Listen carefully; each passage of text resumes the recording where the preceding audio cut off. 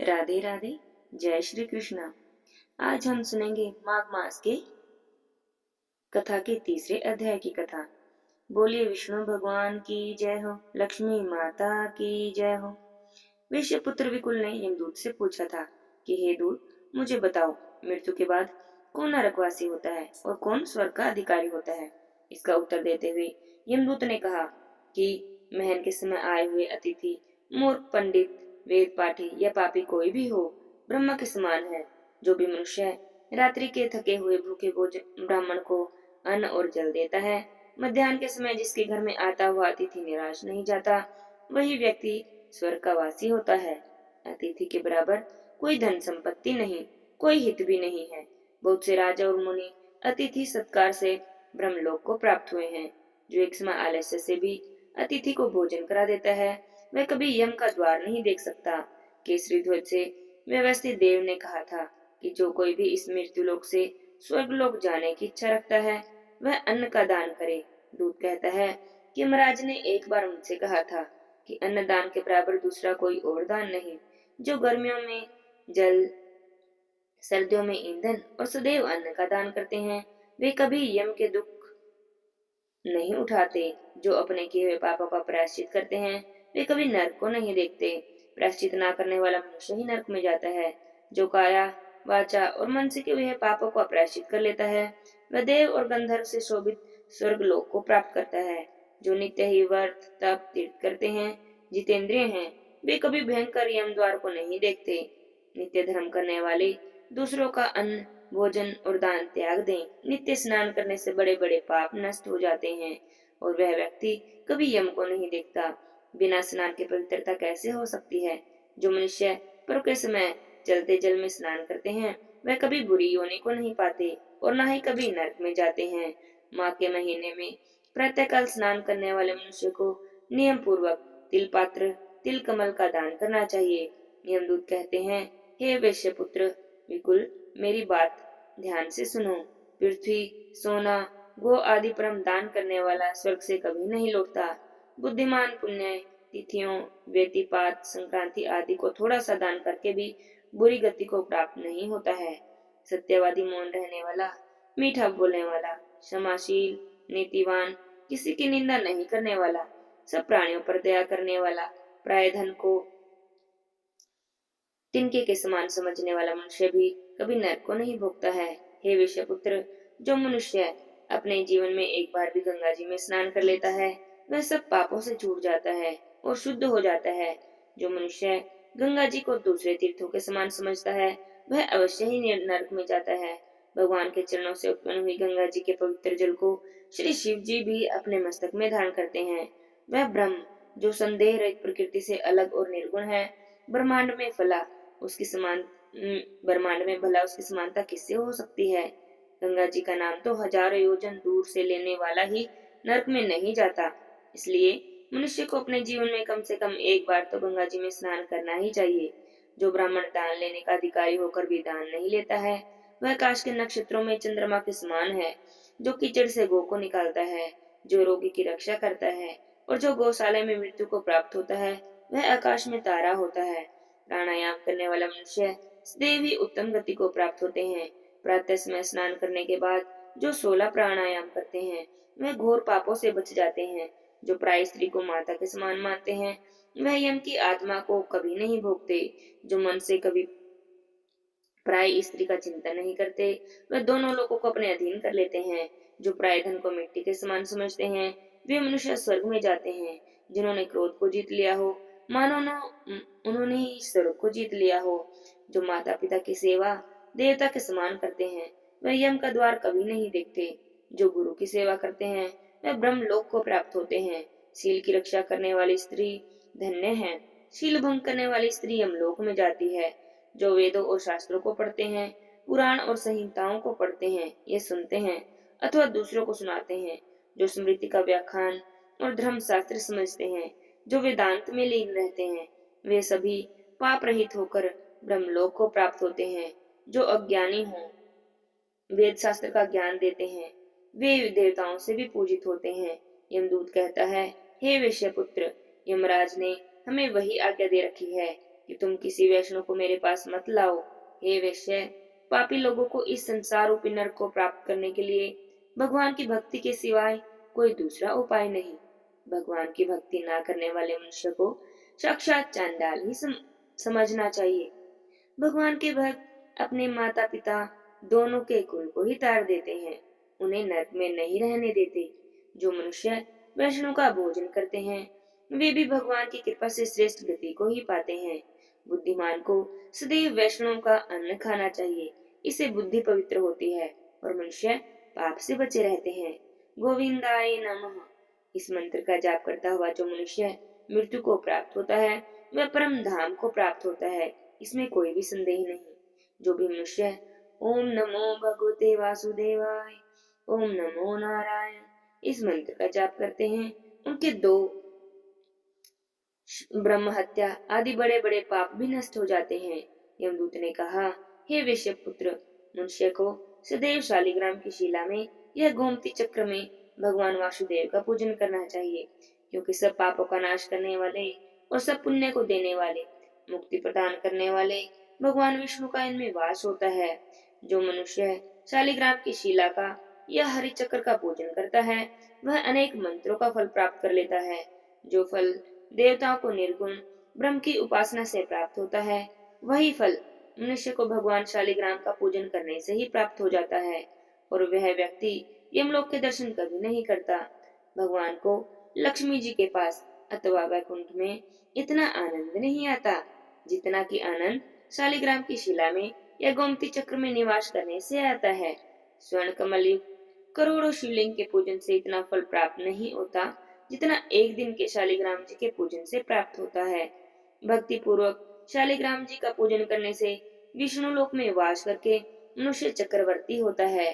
काम, क्रोध, लोभ, मोह और अहंकार से युक्त होकर भी मनुष्य यदि शालिग्राम शिला का पूजन कर ले तो उसे वैकुंठ में वास मिलता है। जो सदैव ही शालिग्राम जी का पूजन करते हैं वे प्रलय काल तक स्वर्ग में वास करते हैं। जो दीक्षा, नियम और मंत्रों से चक्र में बलि देते हैं वह निश्चय करके विष्णु लोक को प्राप्त होते हैं।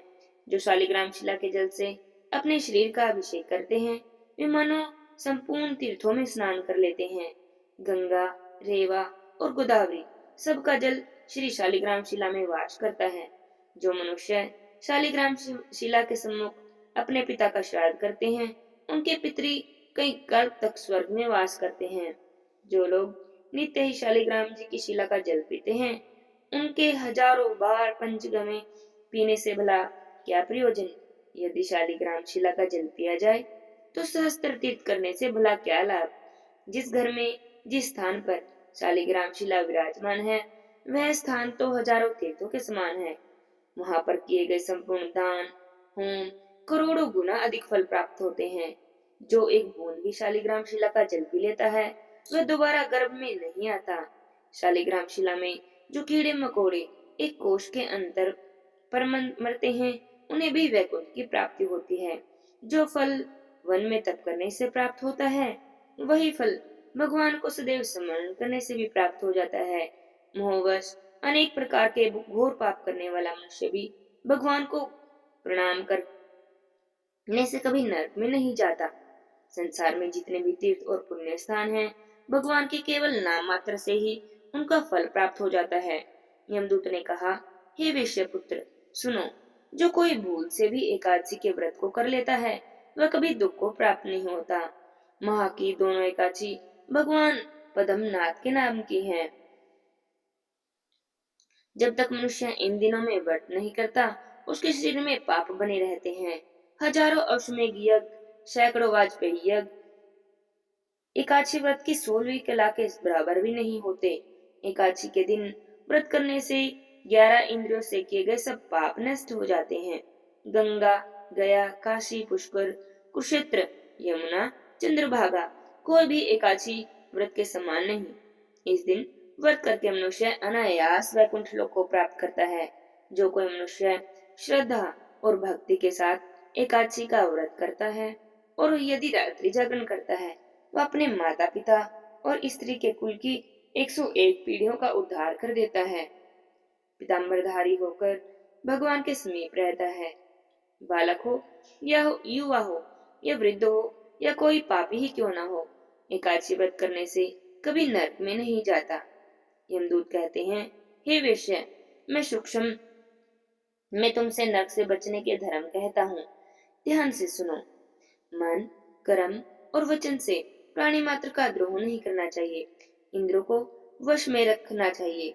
दान देना, भगवान की सेवा करना, नियम पूर्वक वर्णाश्रम धर्म का पालन करना, इन कर्मों के करने से मनुष्य नरक से बचा रहता है और स्वर्ग प्राप्त करने की इच्छा से मनुष्य यदि गरीब भी क्यों न हो, जूता, छतरी, अन्न, धन, जल कुछ न कुछ दान देते रहे। दान देने वाला मनुष्य कभी यम की आत्मा को नहीं भोगता, यूं ही और धनी होता रहता है। भूत कहने से अधिक क्या, अधर्म से ही मनुष्य बुरी गति को प्राप्त होता है। मनुष्य सदैव धर्म के कार्यों से स्वर्ग को प्राप्त कर सकता है। इसलिए बाल्यावस्था से ही धर्म के कार्यों का अभ्यास करते रहना चाहिए।